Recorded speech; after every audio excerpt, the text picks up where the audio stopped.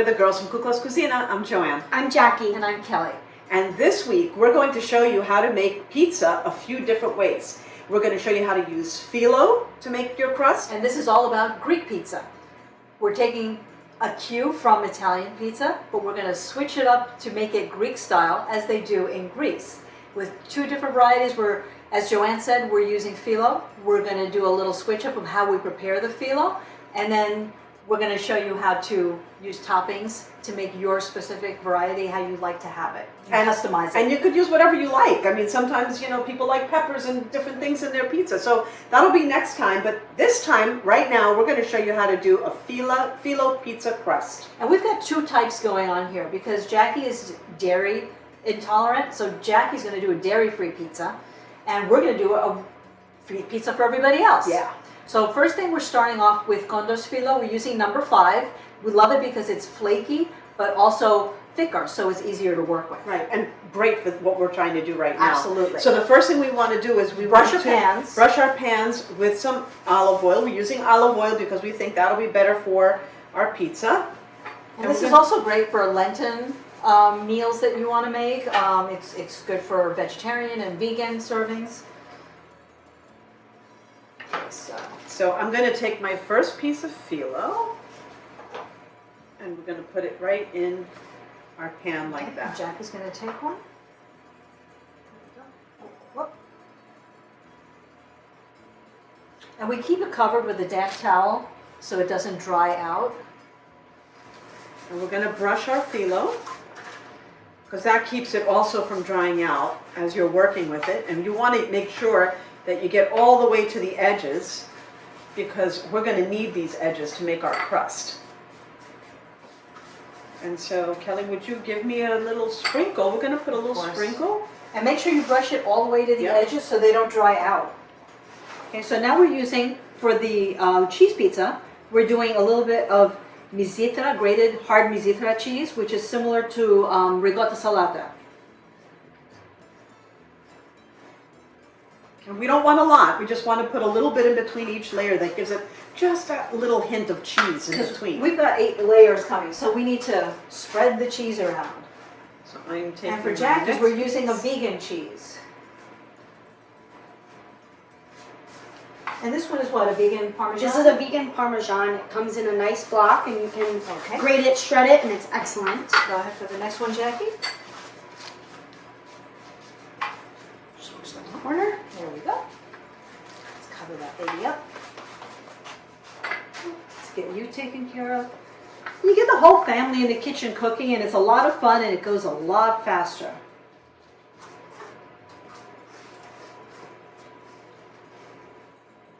Okay, you're all set.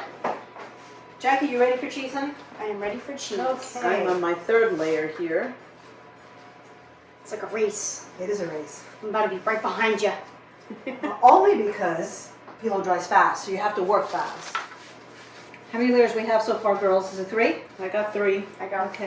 We need to do a total of 8.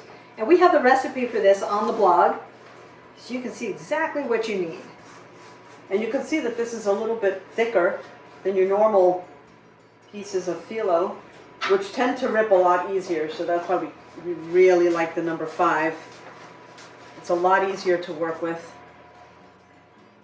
And for you vegans or dairy intolerant, or you're worried about Lenten meals, you can use any type of vegan cheese, any, a mozzarella, Whatever you can find, actually. Yep. There you go.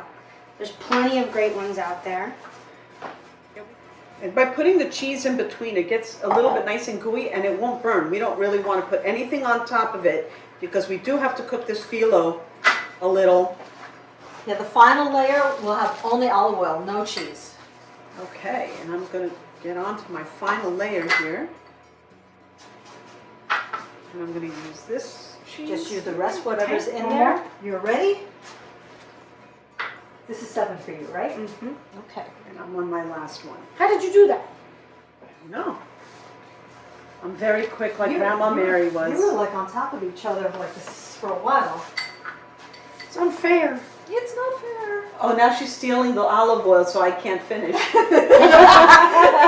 has her ways. Gotcha. We need a little bit more. Go for Get it. out of here! Hey, don't hog all the olive oil. So now we're going to do something really cool. You've seen stuffed crust pizzas. Well, that's what we're doing. We have got some shredded gassetti and feta, crumbled feta, that we've mixed together, and that's going to go into the crust that we're going to roll into the pan. So here is That's mine. that. That's my gassetti and crumpled feta. And we're going to put it Sure thing. like You're good? all Yeah. around Okay. here. And we don't want it in the middle because it'll burn in the oven. And you want to make sure that you get this cheese all the way to the edge of your phyllo, because then we're going to roll it. Yeah. So let's roll here. Now I'm going to begin and do the same thing. And I'm going to roll over here. Just fold over the top and then roll it in. There we go. Turn around. Do it that way. There we go. There we go. And then we're going to roll this part.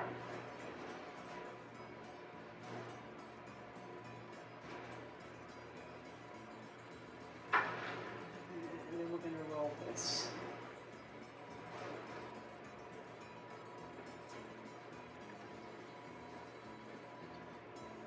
And so you want to kind of pat it down a little bit, like that. And then we're going to brush these edges. Because you never want to leave phyllo without any kind of butter on So it. They again- will dry out and it will burn in the oven. So Right, and you want it to be a little rustic. rustic is good. Yeah. So now I'm going to brush my edges with some. Jackie, need a little help here? I do. You too. Okay. Well, thanks. You're welcome. I'm using a nice vegan feta here that I found in a really excellent market. We need a little more olive oil. Okay. Look at that. This is going to go in the oven. We're going to bake this until it gets like a really nice golden brown. And then we're going to add toppings to it. And you need to brush now, Jack. There we go. Looks good. That looks great. Good job, Jackie. Get it nice and coated. So these are going to go in the oven. We're going to bake them up until a nice golden brown, and then we're going to do our toppings next. So here we're going to caramelize some onions. We've just cut them up into like little slivers here. We'll separate them and put them right in our pan with some butter. And then we're going to give it a little bit of seasoning. Well, Jackie puts all of that in there. Kelly, can you give us a little bit of salt? Sure thing. We Now like to- both of our hands are dirty with... We like to add salt to everything as we're cooking, and it seasons each layer of food that you add to the pan. And that usually gives you a lot of depth of flavor. There we go. So we're going to add a little pepper.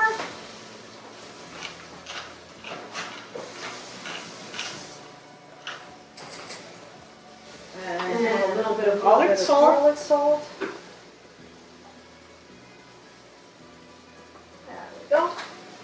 And we're going to let that caramelize down a little bit. And see how nice and golden brown it came out.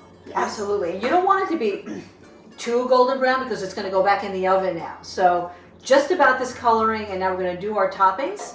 We're going to start with some caramelized onion. Just basically olive oil, and we sauteed in the onion as we showed you earlier. And we're going to add that to the pizza. Okay. Again. And we're just going to fill all the inside of our pizza. And we've got some combination of feta and cassetti cheese that's been shredded. And I love caramelized onion. It adds a really lovely sweetness to any dish that you're making. I love this pizza, how it looks like really rustic and Yeah. Rustic seems to Country be style. the thing these days. rustic country style. It fits right with what we're doing with Carpathian cooking. So that's how it looks. So now we add our cheeses.